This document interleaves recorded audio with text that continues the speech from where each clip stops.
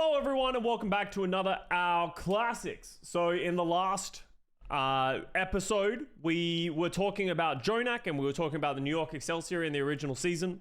And there's a lot of people who didn't watch all the way back then, so it's kind of hard to sort of really describe to you how dominant Jonak was in the inaugural season in 2018. You know, I said this in the last video and I stand by it in a big way.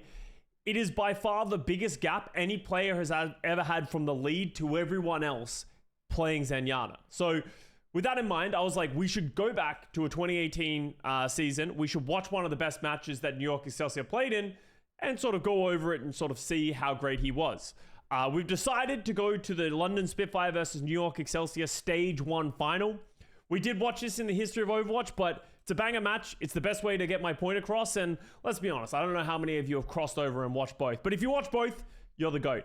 And if you didn't watch the last one, then you can watch it now. So let's just start getting into it. In 2018, we had the New York Excelsior facing off against the London Spitfire a lot. These two teams were kind of the best teams in the Overwatch League during this time. We had the London Spitfire, which was a combination of, oh god, this is going to test my memory, GC Busan and Kongbu Panthera, two very good Apex teams that they just put their 2-6 players together, made it one team and have 12 players. A lot of teams did this or had big rosters in 2018 with mixed success. The issue is when you have 12 superstar players all in the same team, you can only play 6 players at any time. So there was some issues within this team. I think directly after this stage or this match, Fisher and Rascal were both released from the London Spitfire.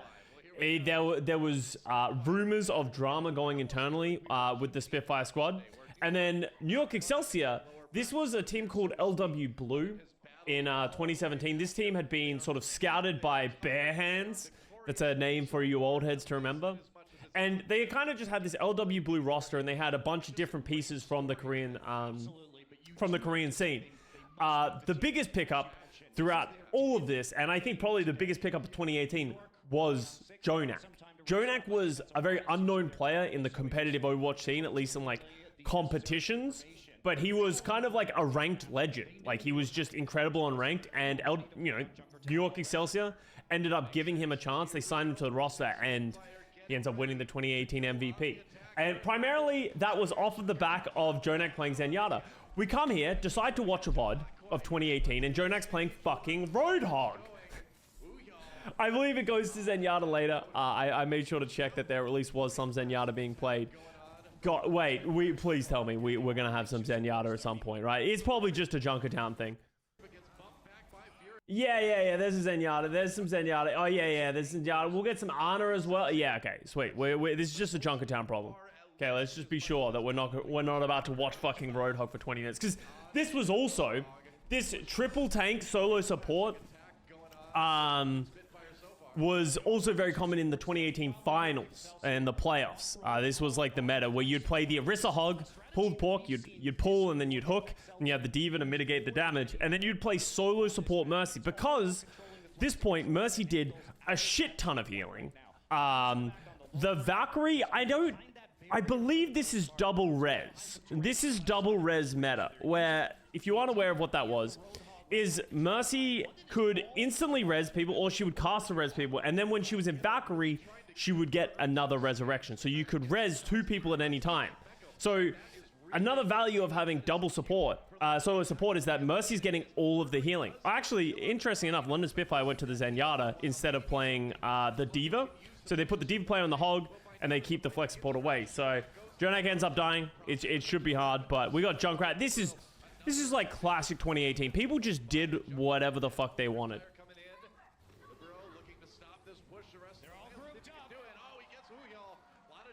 So you can just see how chaotic it is. So there's the res from Mercy. So Mercy has like a cast time res, very similar to how it is right now. But in Valkyrie, you can instantly res. Did it go up to 2 stacks this time? I don't know. I played during this meta. I can't even remember. Why isn't Jonak using Pigpen? Kind of weird, yeah. something we almost never see, which is Dude, Moth Mercy meta was crazy. Like, do you guys remember when the first patch came, when the patch came through as the pulled pork? It like she had like also increased attack speed with her Glock with infinite ammo when they first added Moth Mercy. So if you nanoed her, she was actually like the strongest target. She was like unkillable and she did like a bajillion damage. So you used to just nano the Mercy in ranked. Why is Junkrat being played? So he can just sort of spam into the tanks and the shield. You know, I think it is ill-advised in general. As we went towards the playoffs, people started playing Hanzo, but that's because right now Hanzo still has Scatter Arrow. We're so far back that Hanzo has Scatter Arrow. It wasn't until stage 4 or going into the, I think it's going into the playoffs that they changed Hanzo and went to Storm Arrows. So that was like the 2018 playoff patches. They just reworked Hanzo and Hanzo became the best. Pine kills 4? Let's get a replay of that. This was like classic Pine, and Pine was a legend in 2018. He went for the craziest shit, almost to his own fault at certain times, but his aim was just cracked. Like, he was just so quick on it, and not many Widowmakers could compete with him. Like, look at how flicky he plays. Like,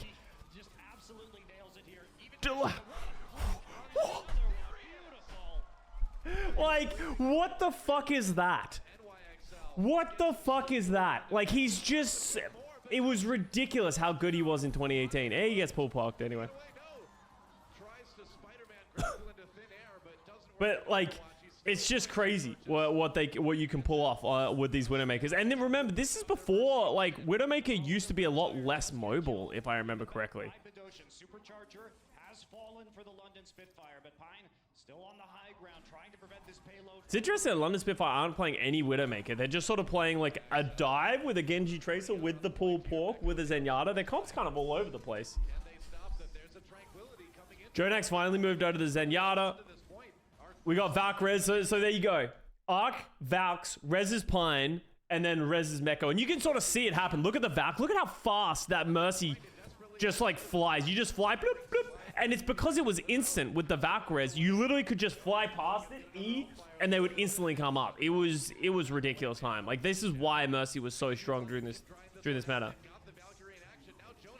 Didn't he have like a bonkers sensitivity? Yes. I also think he was one of the few players that played with a glass mouse pad. I think he actually played with a glass mouse pad, which was pretty rare back then. I think it's becoming more of a thing, but... Okay, London gets the count. Now they should have point B. Yeah, there it is.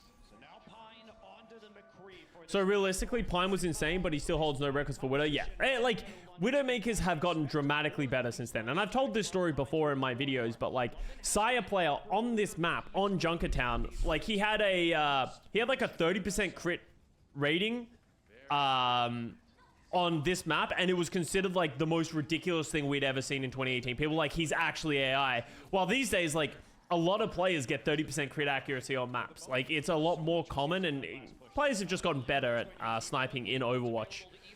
But Pine, I think the thing about Pine is Pine doesn't have a lot of a high crit rating because he just takes a shit ton of shots, right? Like, you saw him flicking. He's just flicking 100% of the time, just fucking throwing shit, right? So he doesn't hit a lot, but when they all hit, it looks fucking crazy. And that's why Pine was known as that guy, right? And that's, you know, if you only look at highlights, Pine has some of the best highlights of all time in Overwatch League on Widowmaker, right? And that's why I think a lot of casual people, I think there was a Reddit thread recently, which was like, was Pine the best Widowmaker to ever play in the Overwatch League? Which is just like, no, he absolutely was not the best Widowmaker to ever play in the Overwatch League. Arns exists, right? But back then, if you just look at the clips, it was ridiculous. I just realized Booyah was playing over Fury. In 2018, like, especially Stage 1, London Spitfire were changing players between maps over and over. As I said, they had 12 great players, but they, like, they just were subbing them all left and right, you know, just sort of... It was the idea that it's like, oh, this player will play on this map, this player will play on this map, he's better on this map, he's this, this, and this. And it's like, no, it literally just play the best 6 players and you'll win. Dude, look how many reses, like 3 people die, Everyone gets rezzed. Then there's a Transcendence. There's tanks. Like, it's just fucking chaos. There is no rhyme or reason back in the day. It looks so slow. The level of play in Season 6 is better than Season 1. I think, this is an interesting conversation and another one we've had in these VODs. I think that, let's use one that isn't like the Vegas Eternal. I think the Los Angeles Valiant would win the league in Season 1. Easily. With those players. You add like one more players, right? Like you add one, whatever player you want. I think the Season 6 LA Valiant would win the league. And it wouldn't be particularly close as well. Like, I think players have just gotten so much better at the game in the way that they play it, the way that they understand the mechanics, everything. And that's always true with any game, right? The longer it gets played, the better people get.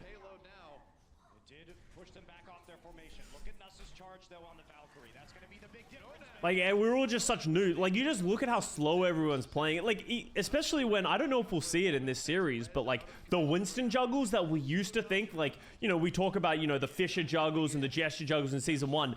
That's just like light work for Winston players these days, right? Goes for the self-destruct and he kills out of that one. No, but Dust manages to kill Libero on that Mercy. Now Meko on his own, but here come the respawns for New York, trying to keep people up with that Valkyrie. NYXL has trance. There's no way they lose this. Yeah. Playing up the point. Okay, the Fisher Farah juggle was absurd. Okay, maybe that one juggle was absurd. It was good, but even then, as I said, people do that all the time these days. Like, yes, it's still hyped up. It was like, yo, that was nuts. Wait. Oh, I thought I C9. Didn't quite get on the payload at the front lines. London gets all three. Remember Miro before his thing? Well, okay, the thing about Miro is Miro was never, in my opinion, mechanically great at Winston, right? He was good, but he was never mechanically great. The thing that Miro did that no one else did is the way he played Winston. Is he would like, instead of just jumping into people, like standing on his team and then jumping in, he was kind of the first guy to be like, what if we just like hide above them and we just exist above them so I can drop at any time and then I can jump back on the high ground and there's not much they can do about it. And he kind of like popularized that style of playing. So in 2018, everyone just started mimicking him and then they got better at the Winston mechanics and then Miro kind of just fell off.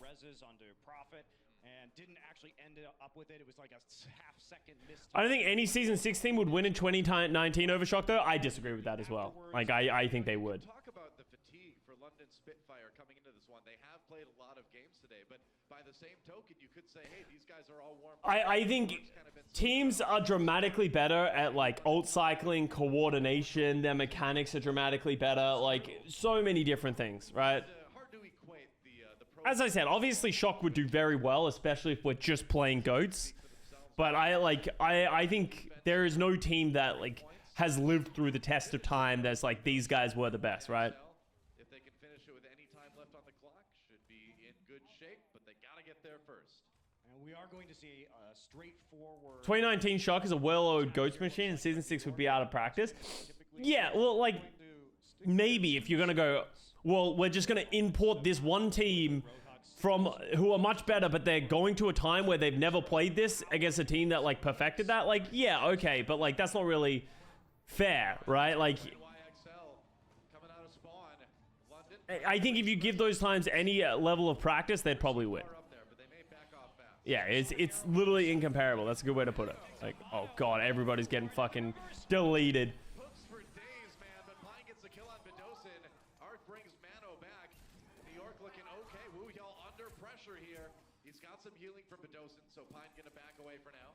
but you're feeling pretty good about that. If Arc was special in Season 1 stats because he never died. Yeah, Arc was like a very consistent Mercy player. for the slow Orisa with gesture. So you got yourself a lot of Like, there's a lot of great players back in these times. stacked up on the side here. Yeah, Pine. Dude, Pine actually has so many fucking final blows. It's wild. You just can't give this guy any space at all. Nearly had a shot. That was a two. His the way he flicks is just so crazy. Gets in there. But like, you see how we're like, oh yeah, like you're like, oh, Pine's killing everyone. You see how like little pressure he has on him, right? You see how like he's just kind of like walking around. I don't think you'd get away with that in these day and ages. Like people track that shit so much better. To protect them. Did they shorten Widow's grapple? Well, Widow's grapple used to be on a much shorter cooldown. Yeah, and yeah, Jonax playing Hog, this was a very common thing because the pulled pork was really good here where you play like the Orisa, Diva, Hog. Oh, wow. A lot of what they would do is they drop the flex support because you didn't need the Zenyatta healing and you'd just play 3 tanks. So you'd win the tank matchup because you have more tanks and you don't need that extra healing.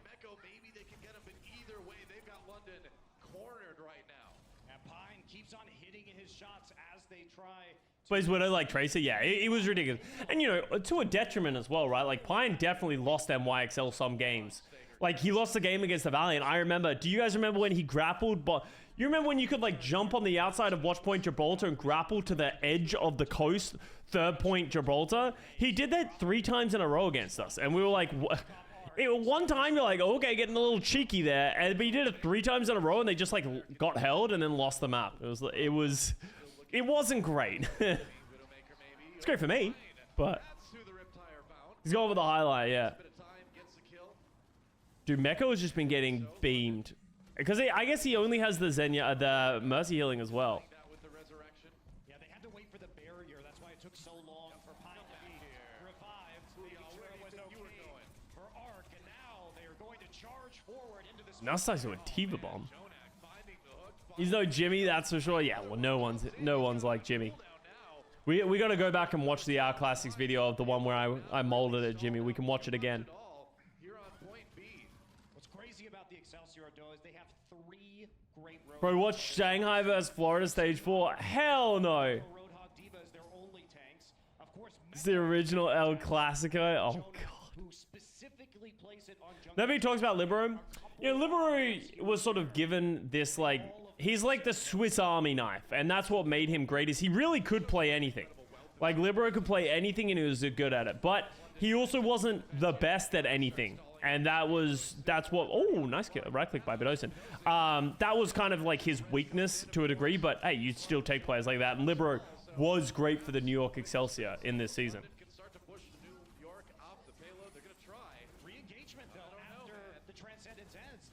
The Tavik of Korea. Yeah, exactly that. The Korean Tavik. That's what Libero is known as. Hey, Libero's dead. Libero's dead. What did he get booped by? Oh, tie it. Wait, how'd the tie kill no one? Oh, I got the mech. Libero carried NYXL on stage 3? Yeah. Oof. Jonak Roadhog's going kind of crazy. That was also something that was like wild about Jonak in 2018. He kind of like changed the game. Like, he had good enough DPS mechanics to be a DPS player. Like, his Widowmaker was nasty. Like, he was a very mechanically skilled flex support player. Oh, these supports are in a bad spot. Oh, God.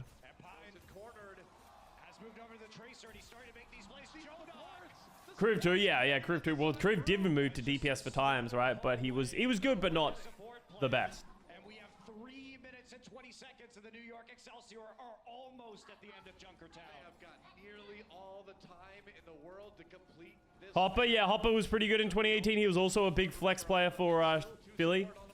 Oh, whip.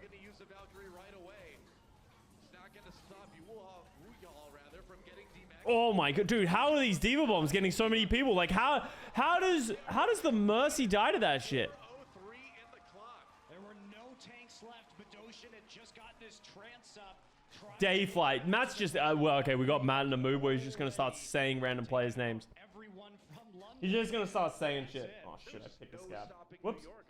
They barely got slowed down. That was incredibly convincing.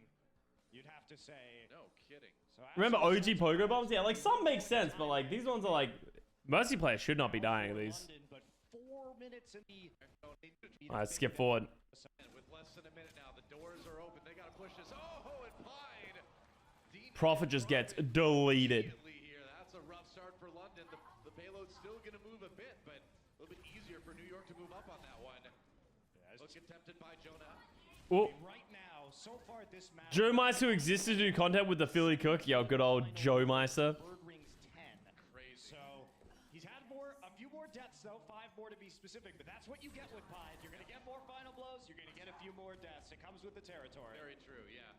20 seconds left for London Spitfire. They gotta get this payload as far. How many players who have picked off How many players that had insane seasons were picked off ladder? I think you can only say Arns and Jonak, right? Yeah, like it would just be Arns and Jonak. Just taking over this payload, Doa. One sec, I gotta get out. Except for Jonak, apparently, who gets caught a bit too far forward. They're gonna try and rescue him. Get some support from Mono. They did rescue him. He's still alive. Jonak turns around with a hook, too. How does he do it? Bedosin down. Pine with the kill on the Nusk. No more supports for London here. Murdering does D-Mac Mecca. Wu Yao desperately trying to keep people alive, but not enough health. There's a Riptire. Overtime gonna take, but no profit. Now it's The last one, he's the last man left. There's a few, yes, AZK was a big player in Overwatch early on. NYXL. There's a bunch of Quake players as well, like your Raffers and the Hangs were also coming in from other games. The Junklander, I guess you could say.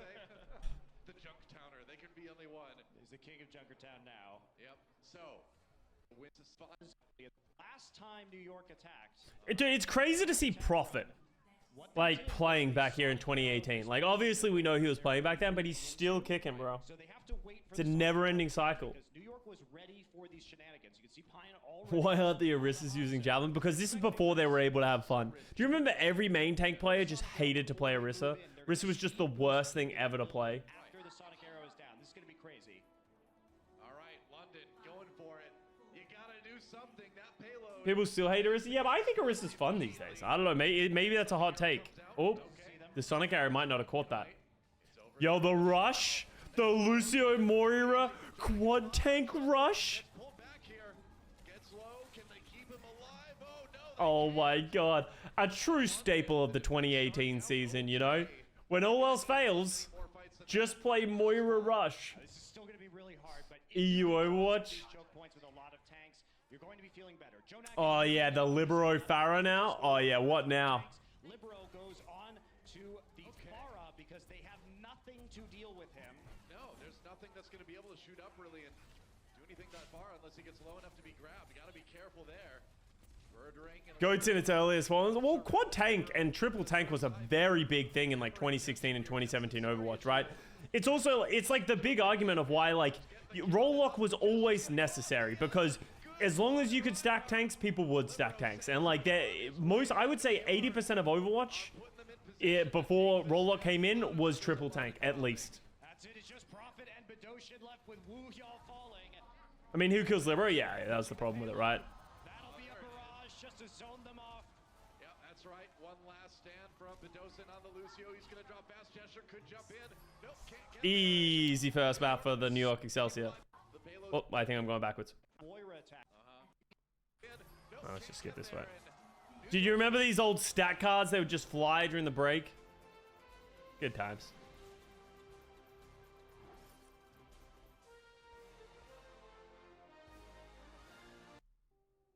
Indeed. Well, All right, let's move over to Oasis. I love the stats. It was cool to be able to see all the player stats like between the breaks. Like I think that was so much fun. Libero in Korea at the Apex tournaments, definitely a jack of all trades. He was the guy you would bring in if you have this wacky strategy that needed this very specific hero. That All right, Jonak, play Zenyatta, please. played.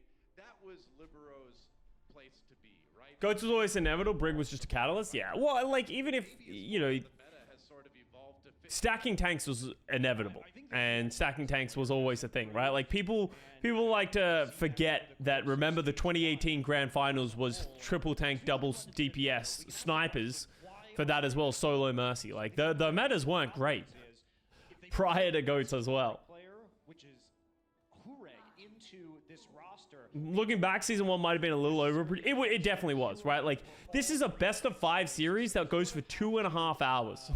Control for the There's gonna be a break, and then there's gonna be another break in terms of like mid match like Meanwhile, New York is going analyst hits, we've seen them do before. and there were like 4-minute breaks between everything. Yeah. The Orisa shield and Safiel be gonna be an effort. Yo, Aegis, thank you for the 6 months.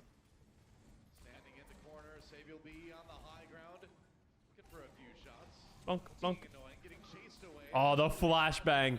So we got the Sabiobi Cassidy coming in now. Pine out. On that high ground, Fury. Sabiobi, another player who had very interesting aim. He had kind of like Twitch aim, And we see like, where you, like especially on Tracer. playing the Roadhog as the main tank with Fury on the Diva. Yeah. They're still gonna get some kills there. Oh boy, yeah, Gesture coming back, getting the kill on the Mano, getting Saviobi. Gesture Oh, almost right clicks the Cassidy there. will just roll right over New York. Later profit. Doesn't matter. It was like 9-hour streams. Yeah, like every day was like an 8 to 9 hour stream. I don't think New York And we did that 4 days a week. Or like 3 days a week and then sometimes 4 days a week. Oh man. 2018 is like a fever dream. It was like the best fever dream of all time, but a fever dream nonetheless. Process through the Orisa barrier eventually results in some roadhog hooks that make a difference. New York swapping things up a little bit. Yeah. The same thing, except for to use Libero on the soldier. So long. That was always 4 days because I never casted Thursday because I had WoW raid. These teams, they're looking for opportunity. The roadhog hooks. Yeah, you could tell what was important to Matt during those days. Matt making sure that the WoW raid goes unaffected. And London Spitfire continues. Dude, the double res from Arc. They're at a disadvantage. Never mind. Dude, Mano's just in the worst position ever. Mono, Prophet going back in, Libero down, and now Mecco a little bit on his own. Oh, Prophet recalling, nearly got booped off the edge there. But so far, so Hey, bro, there's a team that went 0-40. Yeah, you didn't want to cast the 0-40 Shanghai Dragons? Why not? Francis for this point. So great discipline so far. I think New York, even though we've seen them do this, we normally see them. They used to have a match or two on Wednesday the first week of the stage. Yeah, something like that. There were definitely days where we played on Wednesday at like noon because it was the worst slot you could get because you would show up to the arena at Wednesday early on. It was cold as balls in there because they had to blast the AC to make sure everything stayed cool. So when you're on there, because there was no fans, because there aren't many fans showing up to a Wednesday afternoon Overwatch League match between the Shanghai Dragons and the Florida Mayhem. Like, there aren't many people getting out of bed for that one on a Wednesday. the follow-up is him getting hooked and blasted into oblivion. Gesture down, murdering, waiting for an opportunity to use that death. We would always mess with Scott. Yeah, the player room, you know how we would walk out that the tunnel and everyone would sing, we'd clap hands? The caster room was in the room we walked out of, so we're always standing, waiting to get ready. The players are talking, that kind of stuff, and the casters are just standing there. And that's honestly why I had such a good rapport with a lot of the casters, because I would just chat with them and obviously shit like that. But man, it was just, Matt's just heckling players. I feel sorry for all the players that had to go through that room when Matt was standing in there. Support ultimates to use here. So London has a chance to make a couple of pushes and try and get those support ultimates out. Burn as much as they can from the New York side. Yeah. New York. I was the only caster who voted to stay in the basement versus going to the crowd. That doesn't surprise me at all. Backline, they do get the ult out of Nuss. Nuss actually pops the Mercy ultimate, Mano down. Dude, this looks like the freest soldier of their life. Roadhog v Roadhog kill, Birdring. The soldier's just standing here. Mano dies. They spend like 10 seconds trying to kill Mano. They just Valk res. But it's worth noting, that was a bad Valk res because they didn't get 2 reses for the value of it, but they had to Valk to res. So there was like that meta there where it's like, if someone died, you didn't want to pop the Valk just to res one person because you could get 2 reses with it. Gets some zoning, pushing everyone back into the firing lines of his other teammates, but Birdring and Fury come right back again. Birdring pressured, and here comes Mano. I don't think he's gonna make it. No, Mecco finishing that one off. Nuss in a bit of trouble. Dude, these fights go for so long, which is wild. I guess with 3 tanks, it's just so hard to clear people off. Just trying to get away, turn around and D-Max Fury. So that's something. And New York Excelsior, after that apocalyptic team fight, still hold the point. It definitely was an apocalypse on that point. Wow. There's a lot. Also, Custa, how much shit did Jake actually talk in match chat? I knew he had a rep, but I'm curious. I don't think I ever had that bad of interactions with Jake. He did teabag me that one time that I remember, which was funny. But it wasn't my match that got it banned. I don't know who it was against or where he was talking trash, but it was against someone, but it wasn't the Valiant. That whole hog gesture up against the wall, he's gone. And London getting zoned out. Overtime is ticking. It was probably stage 1 because Houston Outlaws were rolling in stage 1, weren't they? Didn't they go like 6-0 or something like that at the start of the league? And everyone's like, oh my god, are Houston Outlaws the best? And then it turns out they were not the best. Is that New York will take round 1. One of the things that has powered up New York has been exceptional. Stage 1 for Houston was all comfort picks. Yeah. They like, because they had like Jake on Junkrat. They had like Raucus on Zenyatta. Like, they had a good team during that time. To immediately resurrect people. He will be communicating primarily with They played London, right? Yeah, I think that was a good London match. barrier or waiting for the defense The Jake Rat? Yeah. up and hiding behind them so he's not either shot or hooked. And it broke them until season 5. New York. 6, 7-8 seconds go by on these respawn. And players are like best of three or best of fives. Wait, oh yeah, the playoffs, yeah. It was an interesting format idea, the playoffs for 2018, where you had to play a best of 5 3 times, because they didn't just want to have one best of 7 and be done, because if it sucks, then it's really short. But it ended up being like so bad in the fact that like the first day they had played a best of 5 and it was like, oh yeah, London's just gonna win. Like, London's just better than Philly after that first match, and it's only a day break between the two matches, so it's like, it's not like you have time to like reset. Like, Philly didn't have time to be like, well, how do we beat this? Can we change the comp? Can we play the meta? It was just like, oh, they're just gonna lose. Like, everyone showed up the second day, it's like, London's gonna win. The whole playoffs was like, yeah. We had the same issue where we lost to, because we lost to London twice. We got 2-0'd by London in those playoffs. It feels bad. That Prophet and Birdring just remembered they were the best players in the world. Really causing problems right now for the London Spitfire. They have to take an aggressive bend and go in early. Yep, that's right. New York's still getting close to taking this one. Libero has to drop down by out a grenade. There comes the pulse bomb. Meko D-Mech. Dude, this point is like notoriously hard to cap just because like tanks can stand for free for so long. Dude, look at the Jonak frontline on the Zenyatta. Jonak fears nothing. Dude, like, somebody kill the Zenyatta. Can I get a res onto Sabiobi as well? No, it doesn't look like it. Oh, there you go. Sabiobi's so dead. Oh, dude, Birdring is just literally playing Duck Hunt. Oh, he decided against it. Ooh, missed a headshot.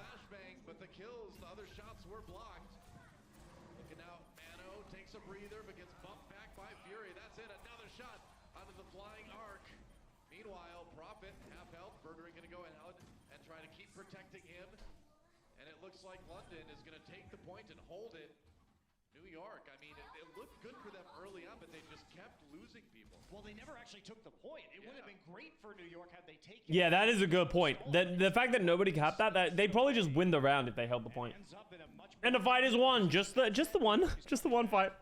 With a pocket full of ults, have that tack visor. They need to get onto the high. Remember London going through a gauntlet? Yeah, like, something about it, like, 2018 was not competitively viable over long forms of time, right? Like, that's why there were so many changes going into 2019 of, like, less matches, the way the stages played out, and that kind of stuff. Like, during this time, if you wanted to win a stage, you had to win, like, 2 best of 5s in a day, and that's after playing, like, a week worth of matches and stuff like that. It was brutal, because they had to just fit so much shit in a small amount of time. There goes Mano, so Bedosin finds that one. It's high noon, any kills out of that? Nope. Ooh, I thought maybe it was going to be the highest, and it's just going to be more headshots. Oh. Taken down. Birdring just on fire. It's because teams get goofy? Wait, what do you mean is it because teams get goofy? Bullying New York into these choke points, bullying them on the control point, and hitting these shots that make it impossible for New York to control his positioning. No kidding. I mean, every time they try to get in on Birdring, he's got a few tanks there to support him, and he's just doing so much damage. The accuracy just makes it hard to get there. So now we're heading into desperation territory for New York. Despite their ultimates, they couldn't even make any headway on the pointed Holy fuck. because of London's fantastic zoning. We saw London Matt said losers finals are typically better than finals. Yeah, I think usually. center. Nuss brings Birdring back from the dead. Prophet waiting for a place to put down. Losers finals are generally, like, if you think about, like, winners finals and losers finals, sometimes are, like, better matches than the grand finals. They're all going to be good matches, right? You're at the very end of the gauntlet. I feel like, I don't know why grand finals are so cursed, but they're usually just not very interesting. That was a weird... The Tracer, like, blinked as they changed camera frame.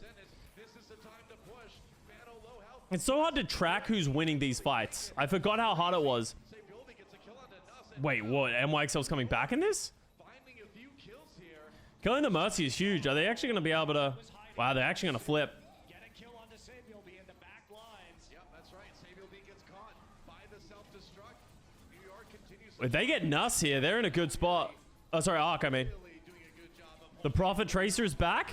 down though, so he's gonna run. There's a D-Mech. Finally, the flip here from New York Excelsior. It happened again. London loses a point at 99%.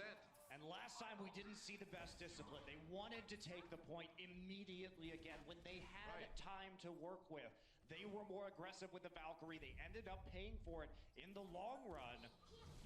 And Arc is going to have... I'm not gonna lie, I miss Moth Mercy better. I don't. Obviously it was great for me and I enjoyed it when I was playing, but like it really was just such a weird meta. It was kind of interesting because like you were playing like solo Mercy sometimes, and the Mercy Zen was kind of interesting, and the way the dive, like it has its charms, but Mercy was just so broken during this time. Like it was very strange just being able to res someone. Always coming when you least expect them. Yeah, literally 8v8, right? Like there's just so many reses coming out all the time. Somebody as they're coming around the outside of the central pillar. Nuss walks the other direction. All right, Jonak. Bomb over the dildo. 50%. Now for New York Excelsior, that's a lot of pressure. He's Oh got wow, that right click missed. Ooh, the heals come in just in time. Nuss is Arc down. is there. Nuss falls on Something that New York Excelsior was like really known for is that they would just pocket Jonak. Like their whole strategy was just like Arc would spend an unreasonable amount of time healing Jonak, and it was just on Mano and Meko to just stay alive. Just live and apply pressure. And that's what made Mano and Meko great, is that like their ability to play aggressively while also playing while also just limited resources because they're putting in Jonak was wild. And then obviously the Superior Tracer was exceptional during this time. Another final fight, just like we saw in Gardens. Well, both teams have both support ultimates, so it will be another crazy, huge ult fight here coming in. Sabioli, Prophet hunts him down. Dude, Sabioli just lost in the sauce. Prophet, Spidey sensitivity, they're so in so much trouble. In front of Sabiel, the N1 clipped him. Libero on the run. Get Dude, they're holding their ultimates for so long. oh man, but he's Oh, actually, I remember why. So you would generally hold your ultimates because if someone died, you just res them. Like, why would you transcend is if Jonak dies, he just gets resed instantly. And then you transcend. You don't want to transcend before you die. brought back up again. Tagged as he walks by. Dude, so many ultimates. Fury losing a lot of health on that mech. Nearly devac. Sabioli's kind of beaming right now. Sabioli turns around from the side. Nuss still healing with the Valkyrie, but it's over now. They need to kill the baby. Used on the New York side too. That's just a brawl. Now, nope, get it. Oof, that was nice. Badosin down. That's one support out of the way. Nuss just trying desperately to keep London's hopes alive. Badosin res one more time. He's low. He's down. Oh, He drops a bomb. huge. Oh my SBB. And OT will Nasty. tick quickly. Eric That was actually crazy. Excelsior both times bringing it back from 0 to 100 to win. Dude, I loved the New York pop-offs. You could tell how much they just like respect each other, how many friends. All right, time for the 30-minute break in the middle of a series as we head over to Horizon Lunar Colony. And this is going to be the question of the series, chat. YouTube chat and chat here, I need you to let me know. Do you think Horizon Lunar Colony was a terrible map? Okay? And I'm not just saying terrible because it's 2CP, right? Obviously it's terrible. It's 2CP. But I have arguments with people. It's like, I think Horizon Lunar Colony is Paris bad. Like, I think it's a horrific map just because of, like, especially attacking the first point. Second point's kind of jank as well. Dude, but I feel like some people are like, no, I like Horizon Lunar Colony. And that just, it doesn't sit well with me. Like, that sounds like the worst thing fucking ever. Going to be harder to get this Sombra in position than normal. You let me know in the comments. Please tell me I'm not wrong. They're going to be running around once they get Zero. Because there cannot be that many Horizon Lunar Colony apologists in chat. Actually not. Jonas is just going to get hacked right off the start of things, but Okay, it's not Paris bad. Okay, you're right. It's not Paris bad. Nothing's as bad as Paris. But it's like a close second. he's going to come around the other side right now and look for a hack. I think the first point, yeah, the first point is definitely one of the worst parts of it. Like, trying to attack this area was awful. So, first of all, if you tried to play certain things and people held close on those high grounds, it was so difficult to make the run. But because teams started playing Tracer Sombra, what happened is teams had to start playing defensively on this point. But this is such a defensible corner. You have multiple line of sights. You have a mini in the corner. Like, it's so hard to attack this because you have to play Tracer Sombra because you have to get around it. And they're playing triple DPS, but we got a Badosin fucking Sombra. So this is going to be They're playing solo support Mercy with a Badosin Sombra, who's actually got an EMP. Is this... This would still be the time in which a hacked health pack gives you ult charge, right? Yeah, so for anyone who wasn't aware, back in the day, if you hacked a health pack and a tank grabbed it, that counted as healing ult charge. So a popular thing to do was you would remove a support, they would play Sombra, they would hack a health pack, you'd have your tank players just bounce off of that mega health pack, and then you get EMP really quickly. And that's why Bedosin has it so fast right now. This is going to be a terrible EMP. Oh, he hit a trap. Oh, Ark needs to live. How is Ark alive? Okay, he eventually does die to Birdering. Birdering finds the kill onto Ark here. So London trying to turn it around, but no, the kills from New York. Dude, the Libero Junkrat is just falling. Wow, Nuss Valks at the end. Oh, and that's going to turn the fight. Yo, that's a huge Valk by Nuss. Mecco was already G-Max, so he's going to bring some more in. Prophet's going to make it back. So it is a worthwhile Valkyrie in the end. They will take this point. Man, it's super close. Sabielby tries to hold it, but I guess it's too late. And man, Nuss really pulled that one out of the fight. I play this map in Pugs 5v5, make 2CP map better, all except Paris. 5v5 makes all 2CP maps better. I could absolutely see that. Because, like, one of the worst things about 2CP was that they had two tanks. They were either playing double shield or they had two tanks lingering on the high ground, waiting for you to go through the choke and all that kind of stuff. Like, it's another reason why 5v5 is just better than 6v6. I think it's just more balanceable, and I think it opens maps up a lot, and I think that was one of the issues that 2CP had, was that everything was just so closed off. You're always trying to walk through a choke. It always feels like you're trying to make it through an impossible gauntlet. That's a good point. Yo, I forgot about that. Janice is subbed in here. Oh, man, the good old Janice sub.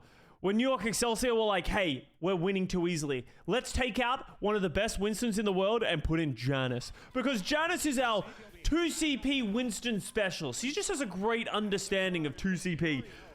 Look at that understanding. My man's dead. All right, Birdring has to back away. That self-destruct, a little bit of a scary thing to deal with. He's back in. Dude, Janet, like, they did this. I think they did this in stage 1 and 2 until they just were like, maybe we just shouldn't play Janice. Have we thought about not playing Janice? Like, people had such big rosters that they felt they needed to utilize them, but we can easily say, looking back now, there was just such a bad play. You're better off having a consistent group of 5 or 6 and that have synergy, that know how to work together and feed off each other, rather than just subbing players in. Still, though, coming in with a lot of kills here. They've got New York Excelsior bottled up back at spawn. I mean, Nuss is And this is going to be a pretty quick cap here. Prophet's just standing at the spawn, touch the spawn door. but it's stalling time. Yeah. That was a quick cap. And this was another thing that was so bad about, like, 2CP. Like, just because London snowballed the first fight, they end up snowballing the second fight as well. Like, it was so easy to get snowballed, and if you could finish in 4 minutes, it was almost an impossible undertaking. Unless the opposition team also snowballed their offense. It ends up at fucking, both teams have 4 minutes. The clocks didn't get drained at this time, so it's just like, everyone's attacking again. Next thing you know, you're playing a 9-8 fucking Horizon Lunar Colony. Everybody hates themselves. Nobody wants to be there anymore. You've wasted 30 minutes of your life, and then it ends up 9-9 and it's a draw. And we will go full pick with no Diva, and instead having Fury on the Roadhog. It will be against the Dive. So New York is going to get right onto that high ground. Ooh, wow, Birdring is very lucky he didn't die there. To his mercy, and they are going to go ahead. People thought you had to have like 10 players. It goes to like the philosophy that everyone was like, yeah, the Overwatch League is just like sports, right? You want bench players that you can sub in so you can have specialists and players can take breaks and stuff like that. It's like, that's not a thing in esports. Players don't want to take breaks. Breaks actively hurt players. You don't have like physical limitations of playing too much. Furiously attempting to deflect and just wait that cooldown out. Crying cyber tears. Well, that was a nice initial attempt. Of course, you usually come in with a Winston first and cover the Winston with the Diva. So this is a more traditional hold of what you would do on Horizon Lunar Colony, where you have the Orisa on the high ground. And so, like, this team, there's only this one choke that they have to get through and small doors they have to walk out. So it's like you're just walking into death, right? And you see, like, Birdering's just... Jonak is literally just wide peeking. He's just like, well... Oh, wow, that tire would have been huge. He's just wide peeking in the hope that he doesn't get sniped. But, like, even if you do, you have to commit so many resources just to get on the high ground that they're probably just going to live through it. And then they reset on the high ground. The dive, everything just comes up with nothing. Birdring swaps over to the Tracer now. I think he was a bit concerned that there might be a bit more pressure on the actual point itself, and he needed to make it back more quickly. So 2 minutes in the time bank for New York Excelsior. it's going to be harder to hold this high ground with the Tracer, though. Might be tricky. Fury taking a couple shots. Now Libero trying to come from behind. Fury gonna turn around, take a breather. Jonak down already. Prophet got one kill here. Gesture brought back up by London. Trying to still keep defending both Mercies, bringing people back to the fight. Libero has it. I always felt that starting on 2CP was bad because it would tilt your team before defense. Yeah. Yeah, like, you're better off trying to, like... I also like knowing what I have to attack, right? Because I think you can build your comps around how many points you need to get, right? Oh, nice play by Libero. With a bit of protection from his Genji. Bedosen dead. He can't use that Zenyatta ultimate. And New York just caught. All right, New York finally get through. But not with a lot of time remaining, Dilla, and they had to use it all. They had to dump all the old... I don't know why this, but our felt fun compared to later seasons. Literally, the reason Overwatch felt fun is because it was all LAN. Everyone was always in the same thing. You could see players interacting with each other. You could see fans interacting. The reason why later seasons don't feel fun is because it's all being played online. So the only interaction you have is online. And I think that's just, you know, as with everything, interacting with people online is just not the same as being in person. So that's why it felt so great, because there was always so many things going. It enabled so much content. It made the games and the players and the teams feel a lot more real than they are of just being names on a screen. Stay behind the shield. The dive coming in. Goodbye, Birdring. Jonak. The Prince of Pigs grabs another one. Birdring back in the fight, though. Prophet down. Mecco. This has been a bad dive by Spitfire. Spitfire also gonna... Oh my god, it's gonna happen. We're gonna have a fucking 9-9 Horizon Lunar Colony. Oh, he has the trance. Oh, that's actually huge. Because of the spawns. Trying to stop New York from getting in. So it's literally just gonna become a 6v6 again, but Excelsior should have more ultimates. Yeah, he's trying. Oh, If Ark gets up to this Valk, it's kind of over. gesture. Sabiel B running. I think it's over already, yeah. The Flash fan! Not the Flash fan! My PTSD! My PTSD! Oh, Bedosen gets Jonak. Oh, never mind. Jonak is back. Here, there's a D-Mech onto Fury. There's a kill onto Fury. Got him with the flashbang. It's a celebration. Libero coming around. Here comes Nuss with the Valk. Rez's Birdring. Rez's gesture. Birdring sticks Jonak. Dude, if they hold this, this is going to be the most prime example ever of why 6v6 is so bad and 2CP is bad. Please validate my opinion. Gesture comes back with the Primal Rage. Oh, he just fucking disappears. All right. Fury out of the mech one more time. All right, New York is going to get it eventually. But holy shit, that took so long. Bedosen gets a Transcendence. Another one. Point alive with just Mercy and Zen. Gesture getting there just in time here. Then Birdring comes back. Yeah, Bird The stall. And no, Fury's here now. very, very real life. No, bro, just let it end. London. They're not swapping up these heroes. Oh no, the flash rig deflect. No, the Prophet Blade. Though, with that Dragon Blade gets Libero. Maybe that's the ticket. Wait, Ark has Valk. Never mind, everything gets invalidated because Ark just reses the two people that died. Oh my fucking god. Overwatch. A crazy deal. Overwatch. And that is finally it. No, I'm not watching that right now. I'll watch it later. Delay by London. I thought Prophet had turned that around when he Peak 2CP. onto Samuel. Peak 2CP. That's actually one of the things that made attacking that second point really difficult is the defensive team had a really good second point spawn. And the offensive team is obviously a long run, but the issue is that you couldn't really play protected on the point. There was nowhere to really stand, so it felt like you were in the open. So if you didn't get a really clean fight, it felt very easy for the defensive team to get back in and stagger their way into the fight. Here we go, New York on the attack one more time. 230 on the clock. Dude, Moth meta. Dude, Jaws would actually just go insane trying to play in this meta. Jaws hates... Oh, Janice. Jaws hates Mercy as it is. Can you imagine if we had to listen to him complain every time they were like, res twice? Yep, they have an E-key. Yep, E-key. Charge out of that, so God, he would be insufferable. somewhat hollow victory, perhaps, considering how Do you think if no COVID Al would still be pumping? Well, that's like a loaded question because I actually think the Overwatch League travel model would never have worked either. And I've sort of talked... So this was actually a classic thing. Janice tries to jump up. So they have a trap under the shield. Janice wants to land on the high ground. So he jumps close. But then he knows the trap is there. But Gesture pulls him into the trap. And then Janice just gets trapped and dies. And triggered maybe Well, fuck me, I guess, if you're Janice. as he tries to dive in. but you know, I've talked about this before, but the idea that I think a travel model would never have worked. I think it would have cost everyone too much money. The players would have burnt out. There would have been poor matches. I think everyone would have gotten sick. Some of the like teams were traveling tens of thousands of miles. Like some teams have like, I was looking at it recently, and it's like some teams had to travel like 30,000 miles in a year or something like that. It was like, for context, it was the distance from LA to Australia.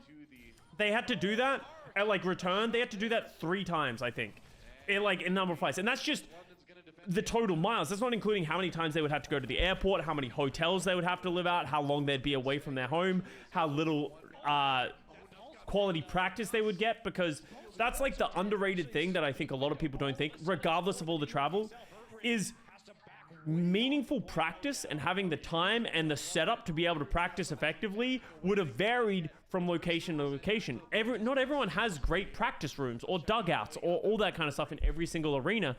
We've already seen that be a complaint that a lot of teams have. Oh, nice play. When they go to Hawaii, right? Body shot bandit. Like when they went to Hawaii, or when they traveled to like homestands and stuff like that. It's like people are like, oh, the practice PCs is limited time, or we don't have enough. Like that would have happened all the time, and I think it would have made everything worse. I don't believe the homestand model would have ever worked. So I think COVID almost sort of saved it. And I actually think the Overwatch League potentially might have crumbled or heavily pivoted dramatically earlier if 2020 had actually gone ahead. Still need to hold strong here. Sage will be down. Fury misses that hook, but there's a whole hog. Gonna try to go in. Gonna try to push. Meko back again. All right, so New York's just getting kind of stuffed, but they actually have a pretty good fight here. With Janice having the Primal Rage and Jonak having the Transcendence, they should be able to win this. Nuss Valk, or did it just end? I heard the sound. Res Birdering, Res Gesture, it was the Valk. SBB! Yeah, okay, it looks like New York should be able to cap this point. At least players would have been able to see places like China and Korea for Western players is. As somebody who has traveled to... Wow. I cannot believe they won that. As a player who has traveled to South Korea for a gaming event where I stayed there for like 6 weeks, you don't get time to sightsee. You don't get time to experience it. You're very focused on playing the games. Obviously, you get bits and pieces and you travel a little bit, but it's not like normal travel. Yeah, I feel like you have very limited time. Valkyrie healing was also 60 HPS instead of normal 50 HPS. Yeah, it was like the Valkyrie healing was buffed as well. There was like a lot of big things about it. So hard to say. It wasn't a full hold. It was 69.3%.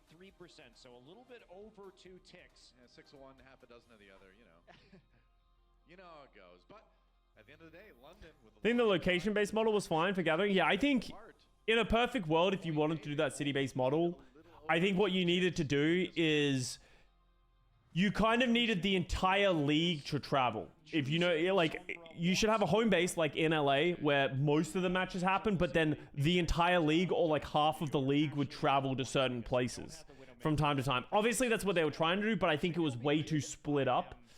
I think you would need to like have these big events where they would move to certain things. Like we would do like 3 weeks in China where you send the entire league to China, right? So then everyone's just accommodated in one and everything is big and set up and you play a bunch of matches. And then everyone goes to Europe for a little bit. But for the most part, you're always coming back to LA, and that's like a home base where all the teams existed. But another thing that I haven't even talked about with the issue with the COVID model is think about how expensive that is. Like you have flights, hotels for not just your players, but you would have team staff, you would have coaches, you would have managers, you would have so many different things. You have flights and hotels for all those people. You would then have to like have like the extra stuff of like paying for like food, all that type of shit. Then you're also going to have a home base, so you're going to be paying rent for location for all those places and your own practice rooms that you're very, very rarely going to be spending in. And then teams would all expect to be running a homestand of their own, which would be giga expensive as well. And I just don't think that return would ever be there. Yes, if the Overwatch League got big enough and it became like a sport, then yeah, obviously the model works, but no esport is even close to that at this point of like an NBA or something like that. And that's why like the whole model was built on the sports model. Oh, I haven't really been paying attention to this. Bedosen once again coming back. EMP's pretty bad and pretty late. That was a big mistake by Bedosen. I guess they do have the res, but Fury just dies again.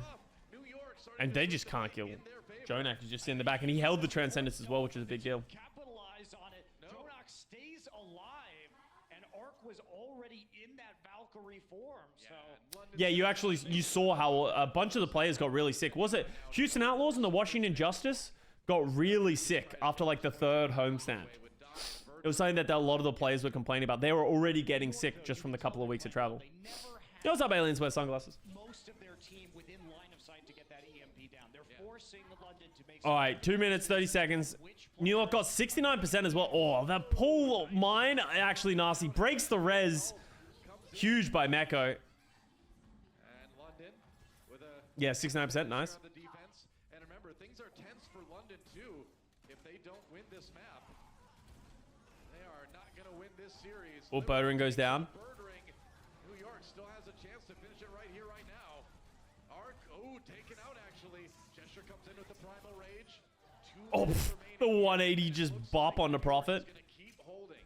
Libero is murdering Prophet in this match. Oh, the delay. Oh no, this is going to be a long stagger onto Fury with under 2. Do you get first class travel when you went on base travel? I've never traveled business or first class. We have flown.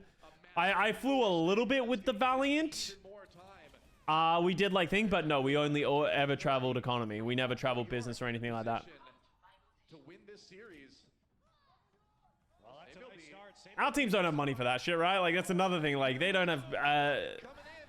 Libero needs they don't have money to pay thousands of dollars on near deep. first class or business class tickets. Arc comes in for the reses, though. Savior being Janus back in action.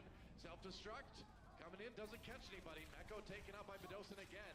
There's a big hold. Where's the follow-up damage? Janus backs up. Going to go ahead and try to stand strong, but he is down. London Spitfire jumps onto the point. They've got the big edge This should be London capturing it now. There you go. just barely done it. Desperation from New York. Goes up, Brainiac. There. Libero runs in, immediately taken. There it is, London Spitfire. Drawing it back a little bit. Colony and keep their hope Put Mono back in. series. Put Mono back in. High railings. No, Janice is still in. That far right here, so it will be a bit of Fuck. All right, now we get to see some Jonak Ana. I feel like we haven't noticed the Zenyatta from Jonak popping off that much in this series. I feel like we haven't seen the impact. Obviously, he's been doing well.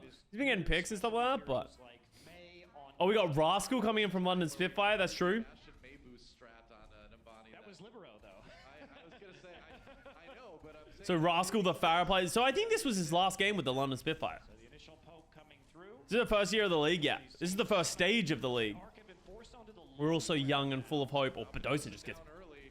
Echo crushed. blood here in favor of New York. Janice can't die. Rascal still trying to fire through those narrow chokes here. Where's Jonak playing? I think Jonak's playing Jeep, right? Yeah, Jonak's playing back on main because you can play pretty protected. ring right now. Oh, here comes the dive. Okay, Janice going in, forcing Rascal to back up just a little bit here. But now the shots come in from Jonak, who's been forced out into the open, and Jonak does not miss much on the Ana. No, he doesn't, and they haven't managed to actually push out the supports here. So the stream of healing has been constant from the side of New York. There's a stick. Can he get the DMAC though? Nano Tracer? Sabiel B. Whoa, that's brave. Not sure if that was intended, but Sabiel be going wild with the nano boost. Can he get the kill? Oh! Pulse pop coming in. Cool gesture. Big on the gesture. It gets rezzed. Tag on a gesture. Instantly rezzes. Well, shit. Kill from a nano boosted pulse bomb. I do not know Gesture's dead again. if this was meant for Sabiel B. I kind It gestures back up. no doubts about the picks that are coming in, although Libero does take down Rascal. Gesture is just...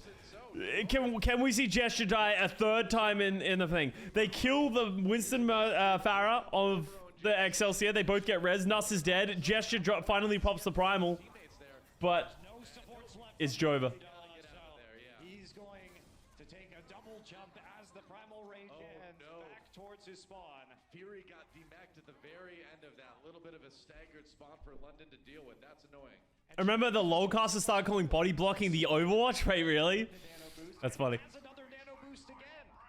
Yeah. You talk about this guy's Zenyatta a lot, but his Ana is actually very Jonak kind of goaded on everything. Jonak's Ana was like what he was known for, but his Zenyatta like is obviously what ended up like popping off in 2018. Oh, that was a SBB almost got fucking one clipped. Was Mercy old? No, the Mercy buff happened coming into 2018. Like that Mercy buff happened coming into it, and that's why Mercy was so prominent. And she stayed strong until... When did the Mercy double res get nerfed? I can't even remember what stage.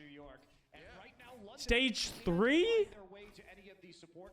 Because Jonak and Ark are playing so far back on the low ground that every time they try and go in, Stage 3 or 4. Mercy was still good after they changed double res, but it was around stage 3-ish, I think. It was either late stage 2 or stage 3 where they got rid of the double res. I think you could still instant res, or maybe the res had a cast. I can't remember exactly what the nerf was. It's been so many years, but Gesture's having a speed run of how many times he can die. Dude, talking about dog maps. Oh, whoa, dude, Libero just put fucking Nuss in the ground. Look at these directs. Oh, look at this rocket. Oh, oh, ah. Sheesh. He's so good.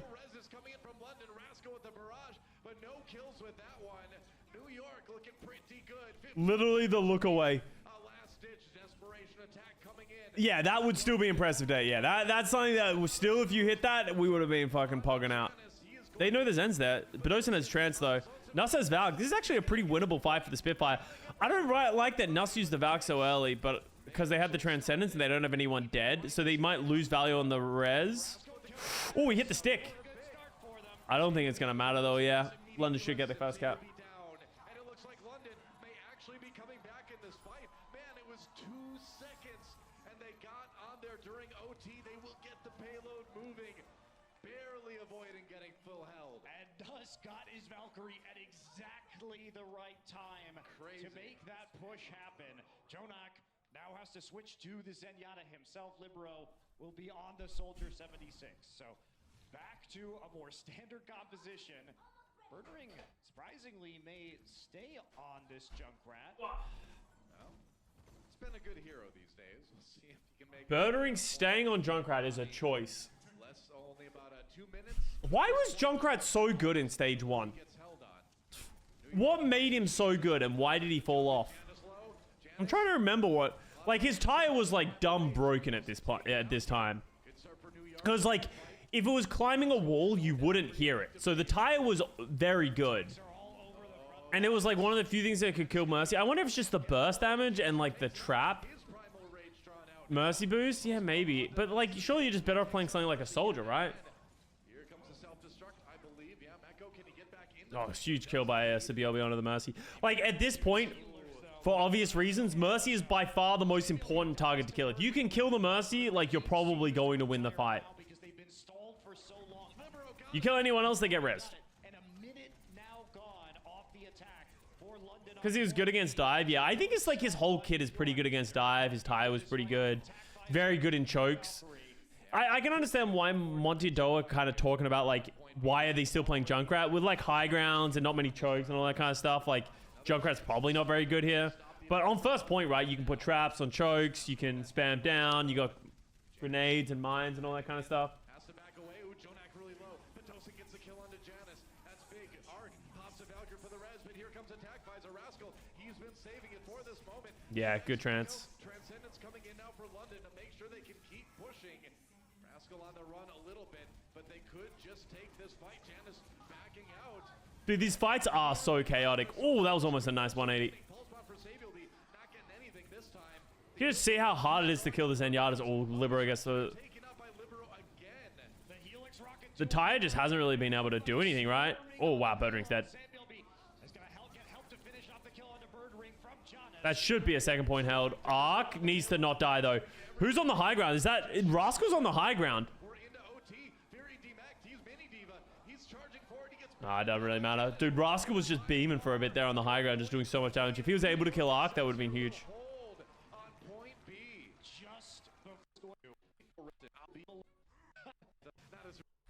All right, skip it forward. Some body kill cool, Matt, please. Time to go in. Approaching it A classic. though, looking for that chance to jump up on the high ground. Rascal needs to be careful that he's not caught out. He's alone on the high ground. If they can get a couple of tanks up there, he could. When they're only like half the heroes, not half. I would say there's probably 2/3 of the heroes to now. Does not get out. There weren't that many heroes. Like Echo's not in the game, Brig's not in the game. Second here. No, they can't. Like Brig was the last hero to get introduced after this. Am I right? Gotta be careful here, but now London Spitfire So ever since Brig. So like Bap's not in the game. right now. New York trying to keep the push going, but the kills come Doom wasn't out yet. Yeah, no Doom. Like there weren't. There's a lot of heroes that are missing. back on the Widowmaker. Doom's out. Is Doom out at this point? Good hold. We'll see if New York can extend this push. It's gonna be tough. Joe. I don't remember. I actually don't remember. Oh, Birdring Widow. For the Valk, actually. Goodbye. Arc. Wow, I can't believe he actually went for that. That's Gets double res. Oh, Birdring. there. And now Jonak using the transcendence. Oh, get the Glock. Get him, Ark. Oh, no, no, man. But all Libero has made Dude, getting the Glock against the Widow was the best feeling ever. Because you, like, it's like an unlosable fight. Unless the Widow hard pops off. Ooh, nice shot by Birdring on a Yowie. Not the res New York was looking for. Oh, Doom was there on Horizon Luke Connolly. Okay, I must have missed that. Play to get back. Yeah, no Sigma. No Ball. More than they did. Ball comes out in 29. No, end of 2018. from Birdring, who Start of 20. I think start of 2019. Ball comes out. to the thick of things. Well, Birdring had not bad. Birdring had a lot of space to work with on that Widowmaker. We saw Rascal, or rather Birdring, I think, try to get back to him. I'm sorry, Libero tried to get back to him and got zoned out very effectively. Yeah, that was a great re-engage by London. Oh yeah, the Chengdu Ball. Yeah. So I think it was 2019. That's when like Among made a name for himself as like the best ball. So maybe he can do something with this. We'll find out. Riptire time. Rascal looking for victims here. Oh, Libero just fucking dies. Dude, tires coming towards you is potentially the most scary thing ever. Because most of the times, you just fucking die. Not back there. No. Not back there, no. There's no way they're going to resurrect that No, one. Mecho's dead as well. Dies to that. That was a great mind by The Riptire Rascal. Oh, they killed Nuss. They can commit with Nuss down. Janice used the primal rage. Bedosen dies. Oh, that was actually a huge play by Janus. He's going to go ahead and pop. Oh, but Arc dying is just kind of like... If Arc doesn't die there, they probably just win. Oh, they're committing the Blade as well. This could be really bad for New York Excelsior. They really overcommitted because they got that one moment. But it looks like they've held again. There goes Janice.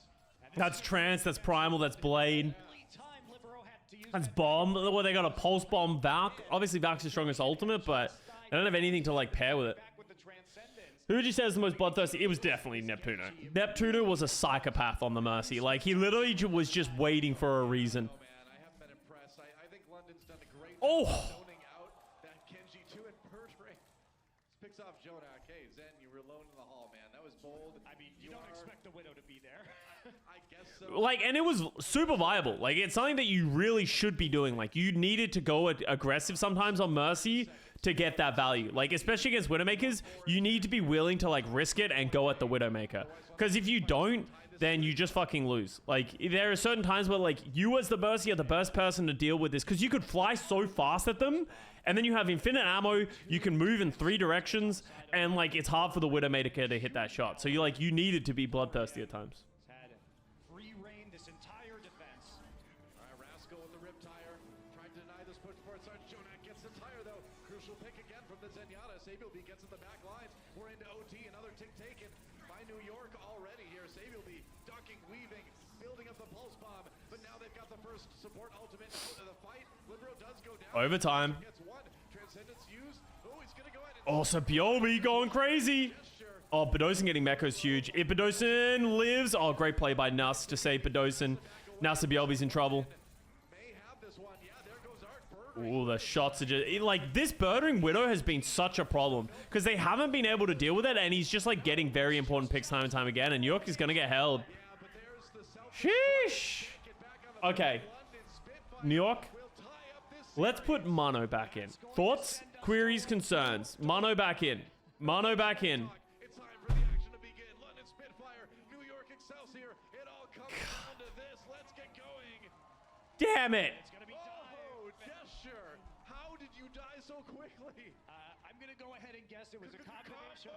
It was a combo. They hadn't learned their lesson yet. Oh my god. That'll do it. Early res having to be used by Nuss there as the payload starts rolling. So that'll be a subtle delay, but a fun one. Meko's hiding around the corner, preventing the payload from moving. They just figured it out. That is dirty right there, man. Every second will count here on Dorado. Jonak with already some nice ult charge. NYXL sandbagging? Oh, dude, the good old sandbagging. You guys remember the sandbagging narrative for the New York Excelsior? Oh, man, what a fucking time. Tossing the orbs into the gorilla body helps you build the ultimate. Helps you tend Where they were sandbagging going into the playoffs because they didn't care. But the realistic... I think the realistic thing was... I think they got addicted to Minecraft. Didn't their team get, like, addicted to Minecraft in, like, stage 4? And, like, I heard that they just kind of, like, lost a little bit of focus. Like, the rumor was that they were their team was just playing a shit ton of Minecraft. And they just, like, weren't practicing as hard. They weren't as focused. And they sort of lost that edge a little bit going into the playoffs.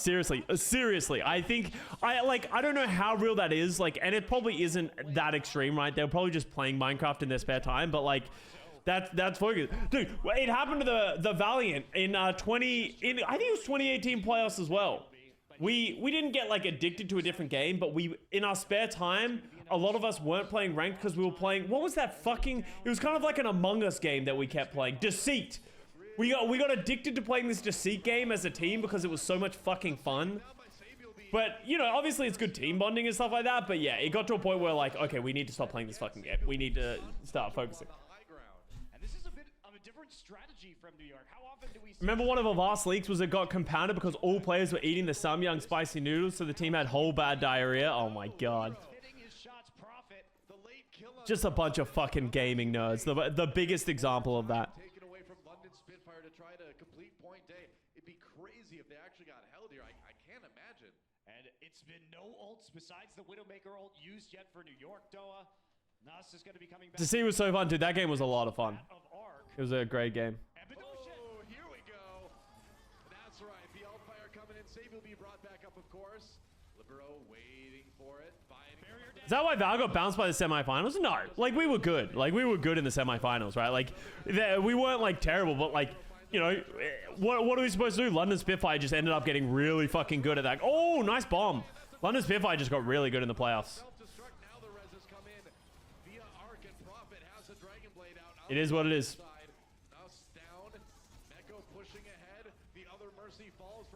Okay, that should be London getting the point. That's 2 support kills, and London will push through to the end of point A. Fury tossed his Diva mech into the building on the side of the point. Yeah, that bomb by Fury was, like, literally won them that.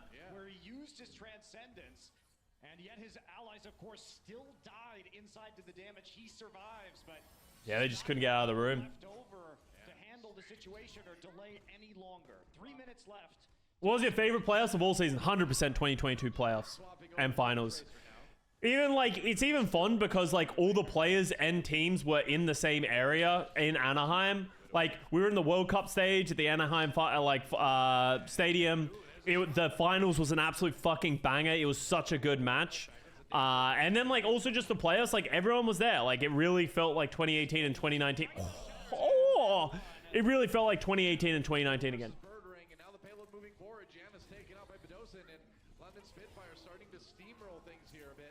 Some excellent execution from London. As soon as the Widowmaker was done, they dive onto the high ground. They know Jester's going to double back, so they damage boost Bedosian on the Zenyatta and get the monkey immediately to continue that. Remember in season 2 how the Korean community called the bottom 3 teams the traffic light teams? What? Who were the traffic light teams? Barely stopped at. Was that Valiant at that time? Would it be Valiant Green, Chengdu Orange, Shanghai Red? Or was the green the Houston Outlaws? Because it comes down to what stage you're talking about. Because in stage 1, the Valiant were the worst team. But in stage 2, like, people forget, but, like, Valiant went 0-7 in stage 1. But then, like, Houston Outlaws and Dallas Fuel went 0-7 in stage 2 or something like that. Or stage 3. Like, a bunch of teams went 0-7 in that thing. People only remember the Valiant one because it was, like, the first one. And I think our team had a lot of hype coming into that stage as well. Oh, Mayhem was yellow. And still Oh yeah, given why pressure. did I think the Dragonfly had orange on it? Again, like shooting fish in a barrel for Bird Ring. It was Mayhem yellow, Finally, at the end of Washington was able to red. disrupt him slightly.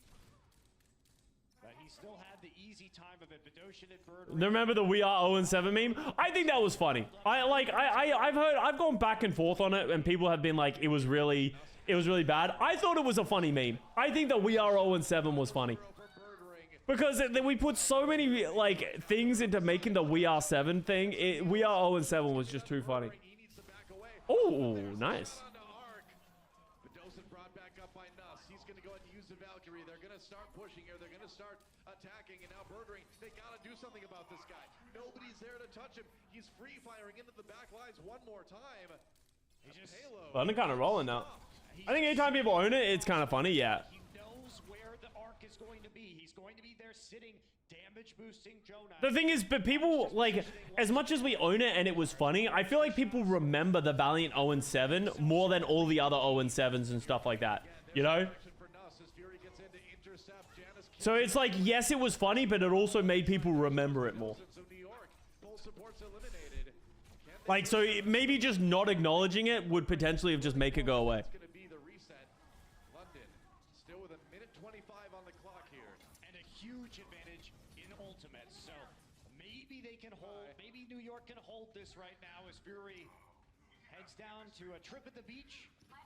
The fast way. I only mention it because the Korean community found it funny that when Valiant got better, the green team became worse. Yeah, the other, like the Houston Outlaws, yeah. Because Valiant we were only really bad in that first stage. 2019 Overwatch League. Use this pulse bomb. How did we do in those seasons? Because I think we went 0-7 in the first stage. Okay, there's the pulse bomb thrown in. Libero with the Dragon Blade. Nuss down already. New York winning this defensive fight handily. Maybe they can, no bringing it back. Not from that. One more push for London. That's all Let me look. to try to get the payload Stage 1. to the end of Dorado here. Yeah, stage 1 we went 0-7.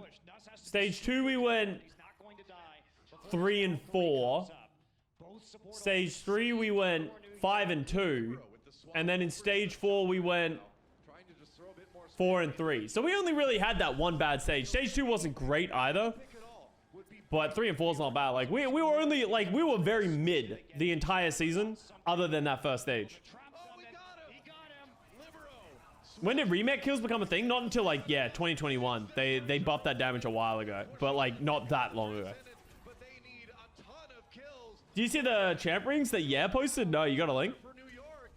We're into overtime. And London getting pushed back, but now turning it around a little bit. But now We should watch the Custa Dallas match. All right, chat. Valkyrie. The other VOD we'll watch for this week is we'll watch a Dallas match. We'll watch the Dallas Shanghai match. Is that really what you guys want to watch? You want to watch the stage 1 Dallas Shanghai match where I fat finger 2 ultimates? London Spitfire Is that what you want? back. Nuss came back with the Valkyrie. Murdering with the double. Oh boy, he's got the triple.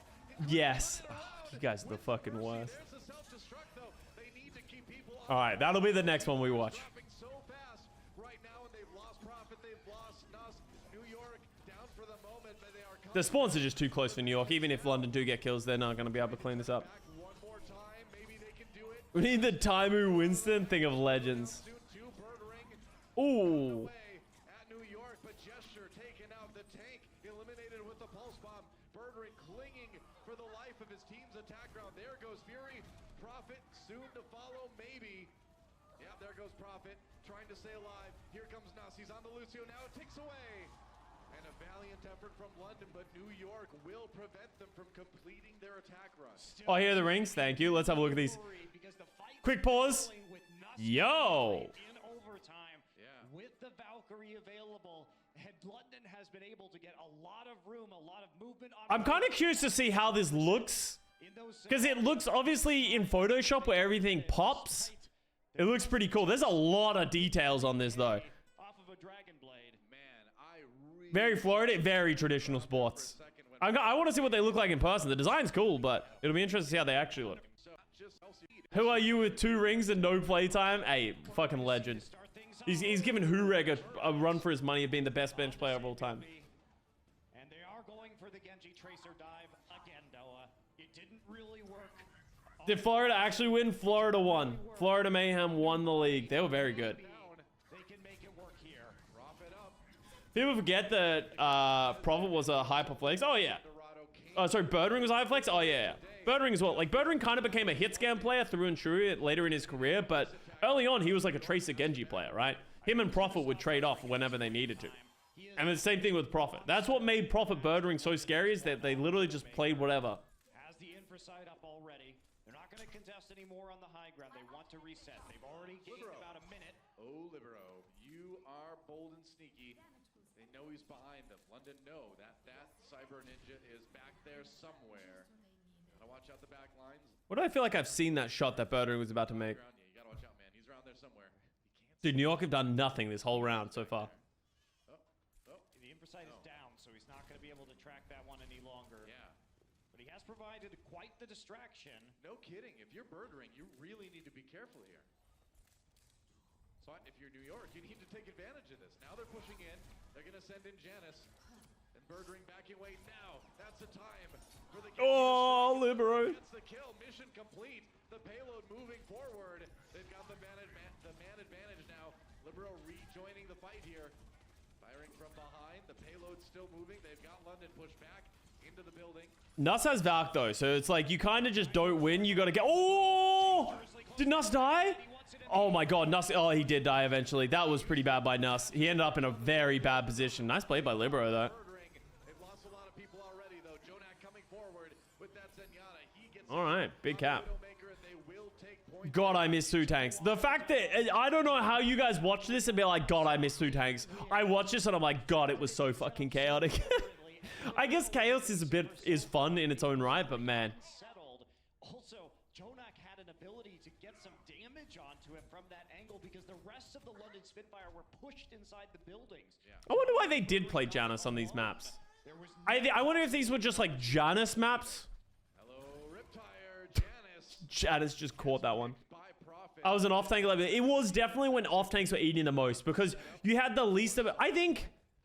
Would you say off tanks were at their strongest at this time? creep on the high Probably, right? back to his team. Like Zarya players, Diva players, like you kind of just like, you weren't expected to do tank things and you were just able to really do whatever the fuck you wanted. Ultimates to work with here as they attack.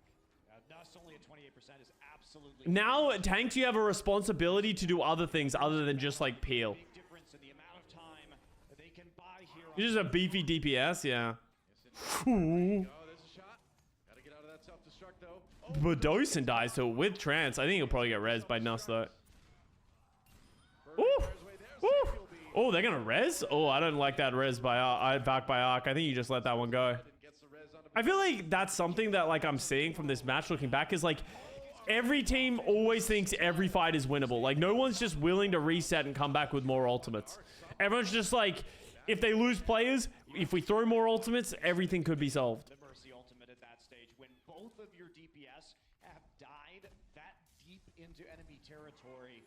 There's really not much you can do about it, particularly when you have Prophet on the Junkrat continuing to zone you out on the high ground. Yeah, that's way too bold. Prophet still looking for more victims here as London tries desperately to hold New York. Every fight is winnable, Custa. You just need the vision. In the back lines again. The vision. On such a long flank right now. He's been doing this, man. Prophet coming in, and he kills out of this one. Oh, Ark and Jonak. The support's feeling a bit tired after that one. It's just nowhere for them to go. That was a terrible pun, but I don't care. There is that 0-7 mental. Wait, what? London Spitfire continues to hold. All right. This is very hard to fight into.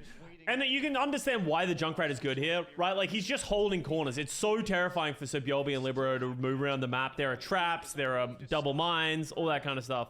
They got a Widowmaker and a Junkrat that they need to sort of, like, deal with. Here comes Sabiel B.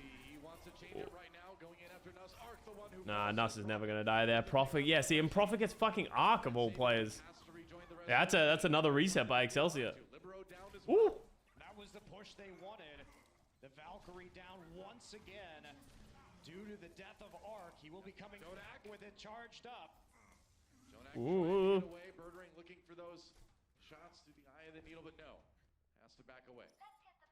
Only a minute left. I'd rather be 0-30 than 0-7. Wait, that doesn't make sense because we did keep playing. New York out of this stall. It should be him.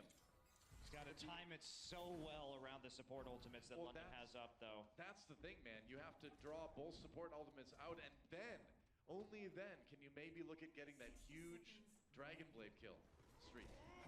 Here we go. All right, here we go. Libero going in. Janus is just dead. All right, they Valk early to get the res. Jonak dies as well. They're going to pop the res. Janus dies again. Valk. This has to be the sickest blade of all time. Probably not. Yeah, so now London are back to 6, and New York just don't. That's why it's 8v8, right? Like, they get 2 kills, and then they just res them. Oh, Jonak got trapped.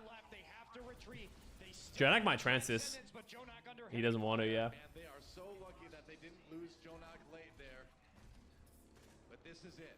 20 seconds. New York needs to push, or their hopes of winning this one are over. London Spitfire, 20 seconds of defense away from being the Stage 1 champions. One last fight to decide our victor. Here we go. Here comes a Riptire. Profit, a pick here. Could be $100,000 ultimate.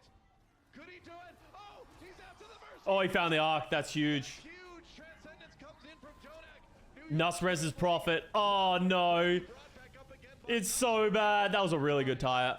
Whoa, what the fuck? Someone just got batted out of the air. Going into the back lines here. Can he get the kill to Janus? Huge stick by Scipiobi on a gesture. Gesture down. Janus dead, though. Janus, both wins, it's out of commission. Arc's on the way back. Super low, trying to get away. He's out. And now the transcendence comes. Desperation on the point. Prophet is just pounding. Hold strong. That is it. Libero, last man standing. OT ticking away, and that is it. London Spitfire will be your Overwatch League Stage 1 champions. Yo, let's go, London Spitfire. That was crazy. I think almost everyone thought New York was going to win it, but London actually popped off. Fun to watch, bad to play. No, it was actually more, I actually think it was more fun to play. I actually think this was actually kind of fun.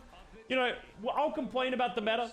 I'll talk about and all that kind of stuff, but it actually wasn't the worst thing in the world. Like, during the time, the thing is, we were ignorant. We didn't know any better. Like, obviously we knew Moth Mercy was cancer in, like, the sense of, like, it was just terrible and it, like, degraded a lot of the play. But at the time, it was something different. It was something new, and it kind of changed the way the game was played. So, looking back, it's worse than it actually was. Getting C9 by C9, the classic. All right. That's going to be the London Spitfire taking down New York Excelsior. I feel like, as much as that was a banger match, I feel like we didn't get to see the dominance of Jonak that I really wanted to show. Maybe at some point we'll find another game where we get to really see Jonak just, like, absolutely pound people. But it's a good match nonetheless. Obviously, these two teams went back and forth throughout the entirety of the season, and Spitfire get the edge the first time round. That's going to be it for this Hour Classic. As I said before, let me know what you think of Horizon Lunar Colony in the comments below. I got many more Hour Classics coming. The next one coming is going to be the beginning of Custa, when I accidentally fat fingered 2 ults because chat just hates me, and apparently I hate myself. So make sure to tune in for that one. Love you all, and I'll see you guys next time.